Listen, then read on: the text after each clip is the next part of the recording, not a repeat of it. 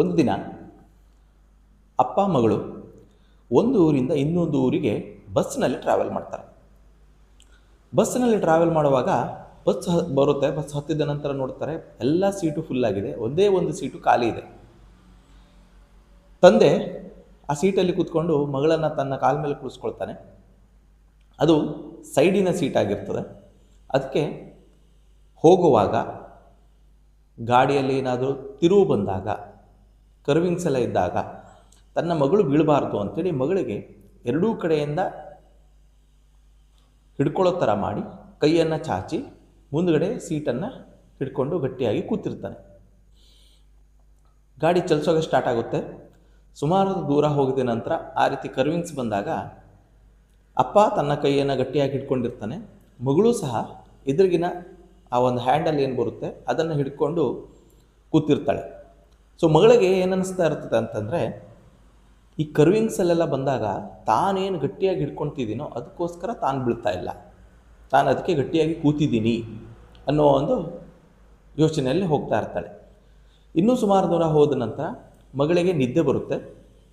ಸೀದಾ ತಂದೆಯ ಮೈ ಮೇಲೆ ತಲೆಯನ್ನು ಚಾಚಿ ಮುಂದುಗಡೆ ಹಿಡ್ಕೊಂಡಿರುವಂಥ ಕೈಯನ್ನು ಸಹ ಬಿಟ್ಟು ಮಲ್ಕೋತಾಳೆ.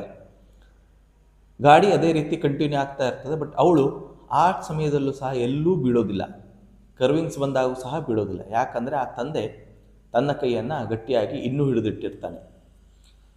ತನ್ನ ಊರಿಗೆ ಬಂದು ಮುಟ್ಟಿದ ನಂತರ ಅವಳು ನೋಡ್ತಾಳೆ ತಾನು ಸೇಫಾಗಿ ಬಂದಿದ್ದೀನಿ ಅಂತೇಳಿ. ಬಟ್ ಅವಳು ಆಗಲೂ ಯೋಚನೆ ಮಾಡೋದಿಲ್ಲ, ತಾನು ನಿದ್ದೆಯಲ್ಲಿದ್ದಾಗಲೂ ಸಹ ತಾನು ಬೀಳಲಿಲ್ಲ ಅಂಥೇಳಿ.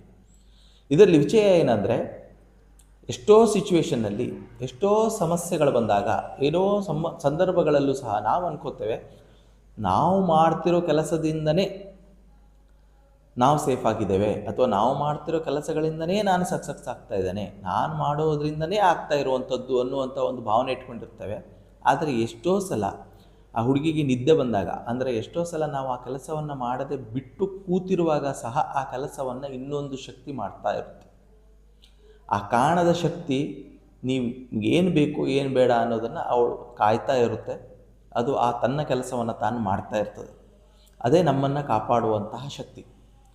ಯಾವತ್ತೂ ಯಾವುದೇ ಸಂದರ್ಭ ಇರಲಿ, ಏನೇ ಸಮಸ್ಯೆ ಬರಲಿ ಅಥವಾ ಏನೇ ಖುಷಿಯಾದ ವಿಷಯ ಇರಲಿ, ಆ ಒಂದು ಶಕ್ತಿಯನ್ನು ನೆನೆಸ್ಕೊಳ್ಳೋದನ್ನು ಯಾವುದೇ ಕಾರಣಕ್ಕೂ ಮರಿಬೇಡಿ. ನೀವು ನಿಮ್ಮ ಕೆಲಸವನ್ನು ಮಾಡದೇ ಇದ್ದಾಗಲೂ ಸಹ ಆ ಶಕ್ತಿ ಆ ಕೆಲಸವನ್ನು ಮಾಡ್ತಾ ಇರುತ್ತೆ. ನೀವು ನಿಮ್ಮ ಕೆಲಸವನ್ನು ಮಾಡಿದಾಗಲೂ ಸಹ ನಿಮ್ಮ ಹತ್ರ ಆಗದೇ ಇರುವಂಥ ಕೆಲಸವನ್ನು ಆ ಶಕ್ತಿ ಮಾಡ್ತಾ ಇರುತ್ತೆ. ನಿಮಗನ್ನಿಸ್ಬೋದು ತಾನು ಮಾಡ್ತಾಯಿದ್ದಾನೆ ಹೇಳಿ, ಬಟ್ ಆ ಶಕ್ತಿ ಮಾಡಿ ನಿಮ್ಮನ್ನು ಕಾಪಾಡ್ತಾ ಇರುತ್ತೆ. ಅದಕ್ಕೋಸ್ಕರ ಯಾವತ್ತೂ ಆ ಶಕ್ತಿಯನ್ನು ಮರಿಬೇಡಿ. ಮತ್ತು ಎಲ್ಲವನ್ನು ನೀವೇ ಮಾಡ್ತಿದ್ದೀರಿ ಅನ್ನುವಂಥ ಒಂದು ತಪ್ಪು ಕಲ್ಪನೆಯಿಂದ ಹೊರಗೆ ಬನ್ನಿ ಅಂತ ಹೇಳ್ತೇನೆ. ನಮಸ್ಕಾರ.